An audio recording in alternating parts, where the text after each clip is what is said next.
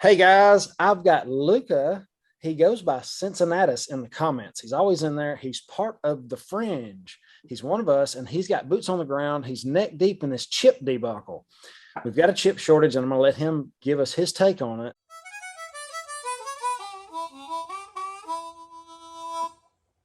And I'm going to let you introduce yourself and kind of give us a rundown of what you do.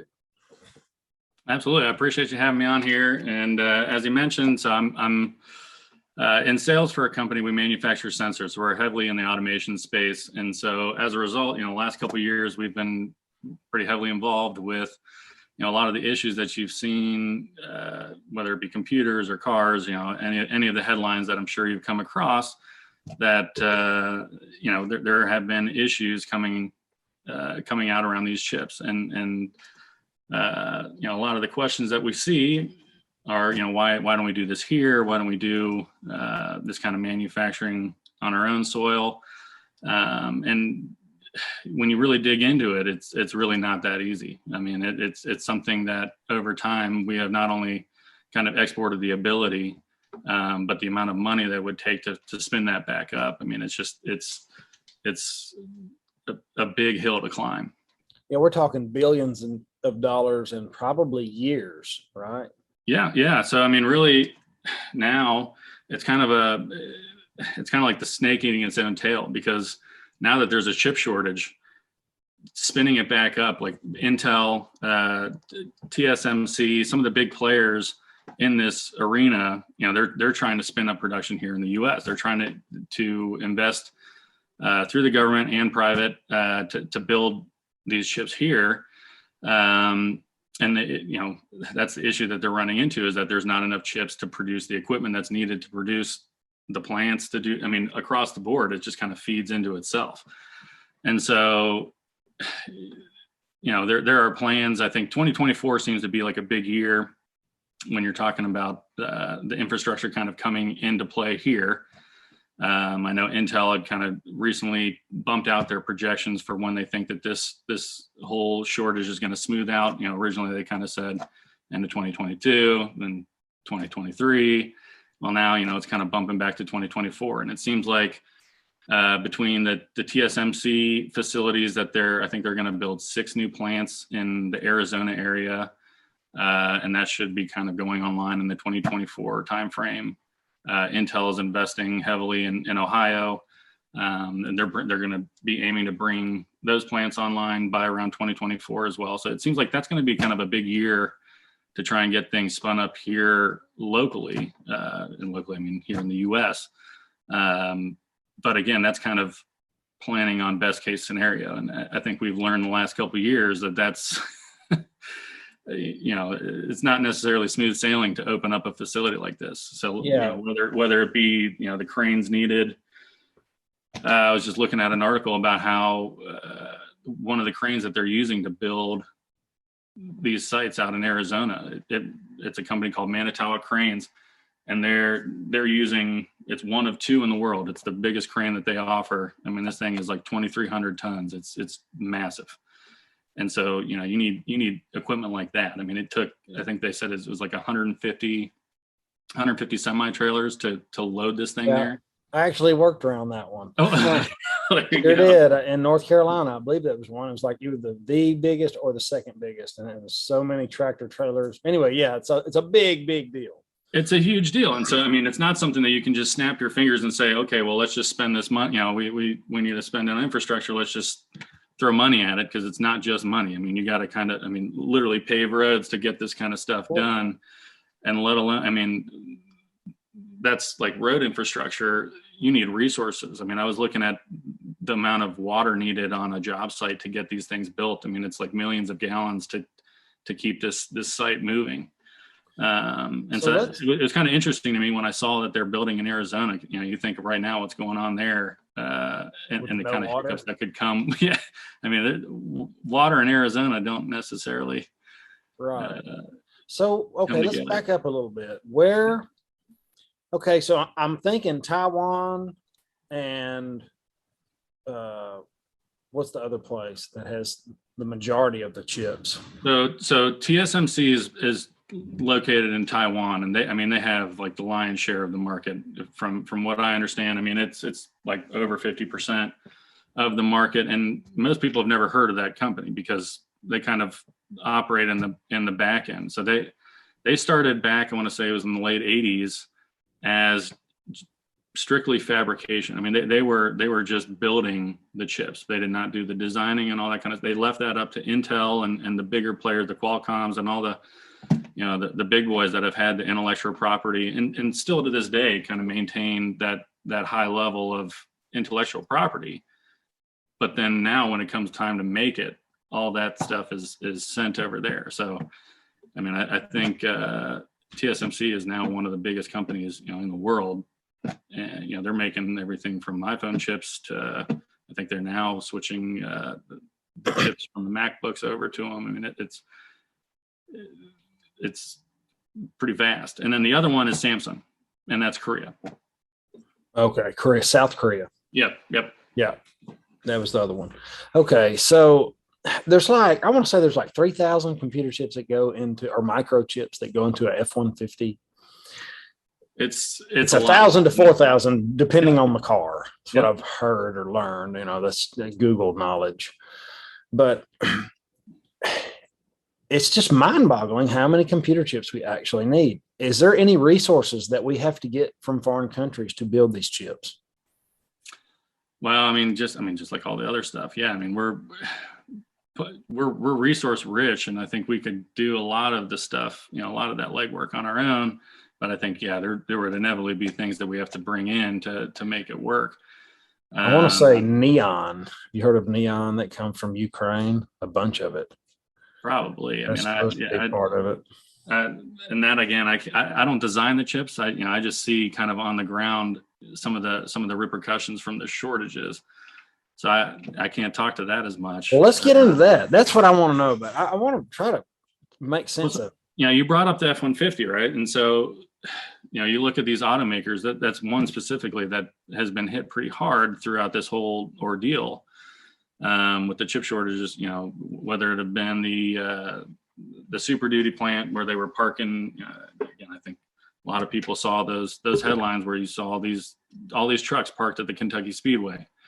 And they were just kind of shuttered there waiting for, you know, they're all completely done, ready to go, roll off the lot, but they're, you know, maybe missing a $20 chip. And so they're parked, and, you know, if that's the chip that's regulating, you know, fuel going to the engine, it's not going anywhere. You know, some of them, you know, if you have 4,000 of them, it could be for, you know, your radio or something less dire, but a lot. I mean, now, you know, it's not like the cars of old where you press a pedal and, you know, it's mechanically doing something. You know, a lot of this stuff is just telling a computer to do, you know, direct whatever that action is. We're almost made cars. It's like you made them too smart, and now, you know, it's like for the sake of convenience. Now we're starting to pay a price for getting away from some of just the kind of tried and true old school ways. I was listening to a mechanic talk about it, and his thing was the computer chips are not that involved that go into automotives. He seemed to think that there wasn't that much profit in it. We didn't want to make them here. We just let somebody else do it. They made them cheap. And now this thing's happening. And if China was to go after Taiwan, that would shut us down. That would shut 50%. Yep. Is that global? That is the entire market share. Yeah. I mean, I think the numbers I kept seeing were 54% is what TSMC kind of represents. And yeah, I mean, I think, you know, as you look at kind of geopolitically where we stand with some of the stuff that's going on already out east, you know, there's a lot of distractions going on. To me, I'm kind of surprised that there hasn't already been some kind of movement to try and do this. You know, you keep seeing, you know, flybys and this and that and incursion into airspace, but quite frankly, I would have thought by now there might have already been something a little more aggressive. If you think a shortage now, I mean, think of just no new electronics coming in. Well, it's not just that. And I want to talk to you about the supply and demand affecting prices. But before we could talk about that's probably what's going to happen. If you build anything, trust me, I've built gym equipment in the US Mhm. and it is expensive because it is so hard to build anything in the US with the US steel. That is what I want to do. And that is what I did. But you cannot compete with Taiwan and South Korea. You know, it's maybe more so South Korea, but man, it's a, I think But it's going to make the car prices go up. Are you starting to notice supply crunch? Well, of course, supply crunch, but supply and demand affecting prices and computer chips. oh, I think absolutely. I mean, being in sales, it always used to be, get the price down, get the price down. That's always the name of the game. You're always going to get beat up on that front. In the last 2 years, that's really shifted away from kind of more of that standard argument that you're having with people that are sourcing this stuff to now the argument isn't centered around price. It's when can you get this to me? Some of these deals you're winning because you can just give them a date. It's not even that it's a good date. This could be 6 months out, but you can tell them on something on paper that, hey, we'll get you something by then.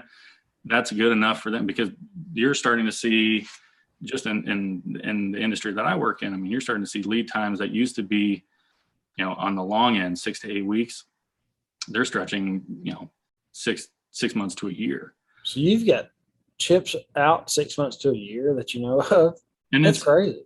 Well, and it could be more components than just the chips. I mean, it could be other raw material shortage issues, but it all comes back to that same thing. I mean, I think they all feed into each other, and that's where this whole thing kind of spirals.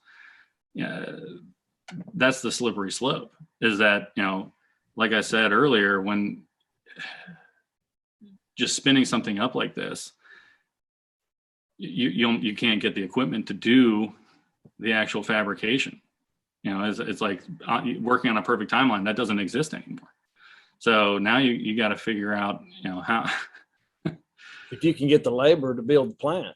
Well, there's another problem. I mean, and here's the thing. I mean, I also try and be wary. I mean, it's like anytime you give someone an excuse, just kind of a built-in excuse, someone's going to take advantage of it, right? And so trying to figure out like, okay, is this really supply chain? Is it really a supply chain issue? Or is that something someone's saying down the line somewhere? Because that's kind of just the thing that you can throw out and it kind of stops, all questions. It's like, oh, it's supply chain. It's like, well, okay. So then people kind of, it gives someone a cop out to be able to say, oh, we can't deliver because of it's a chip shortage. What are the main products that are the most prevalent? Like, can you name some? It's everything. That's the thing. I mean, these things are in everything. I mean, so in my world, like I think I mentioned to you that it's a device called an IO block. So again, you have all these sensors, and in a plant like if you picture an Amazon plant, these warehouses they can have miles of conveyors on them, and so Amazon, they like their data. They want to know, where each package is. They want to figure out where they can track it. So the sensors, the stuff that I work with, those are like the eyes throughout the plant. They're the eyes throughout the facility. They're monitoring the motion, and typically if there's something moving around, there's some kind of a sensor, watching that to make sure it's doing what it's supposed to be doing or moving along.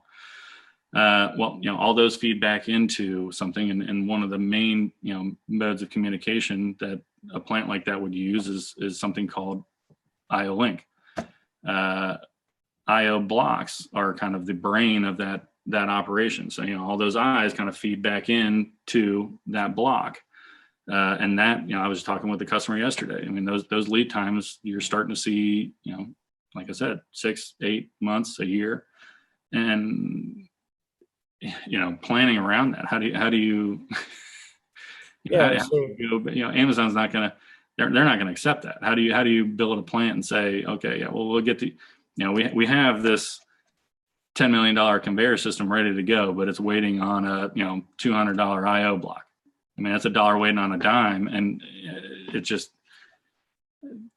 not going to work, right? Is there a lot of that going on? Have you noticed? It's constant.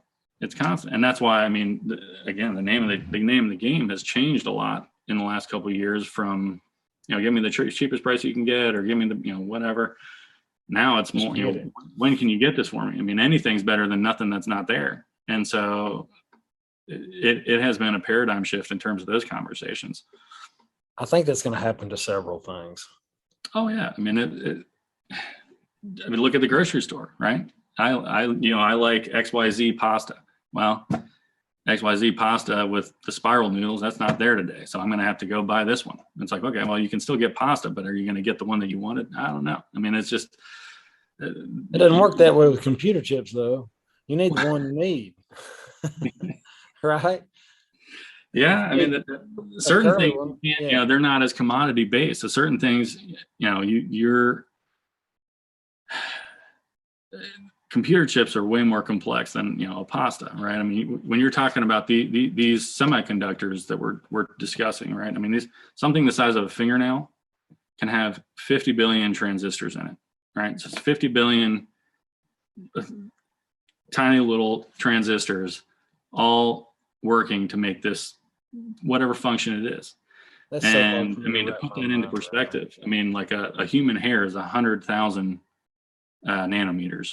Right. These little transistors, they're basically down to like 5 atoms big. I mean, it's ridiculously small. I mean, the technology, that's another issue. The company that makes the equipment that can actually, it's UV printing or extreme UV printing. I can't remember the exact term for it. But it's basically one company in the Netherlands that makes all the machines that can do this high-end stuff. So when you're talking about you mentioned earlier that some of the chips that go into the cars, they may be some of the bigger ones that aren't that precise and fine-tuned. So yeah, I mean, we might be able to spin something like that up a little easier here, but the ones that go into your iPhones and go into your, all of the higher end equipment, those are down to like, it's like 5 nanometers inside. See, I think that's the stuff that's going to be that. I know the car thing is everybody's talking about the cars and the chips, and I'm sure, but according to what I kind of been learning, it seems like that isn't the real problem. The real problem is what you're talking about, the technology that we don't have to make those tiny, tiny chips. We don't have it. And again, they're running into those issues where the stuff to make their machines, the company is called, I wrote it down just because I'm new on ASML. And again, this is a company you never hear of, but they're the 3rd biggest company in Europe now. Wow. I mean, and these guys, so I mean, they sell these machines, these UV printing machines or EUV printing machines. They sell these for $200 million a pop.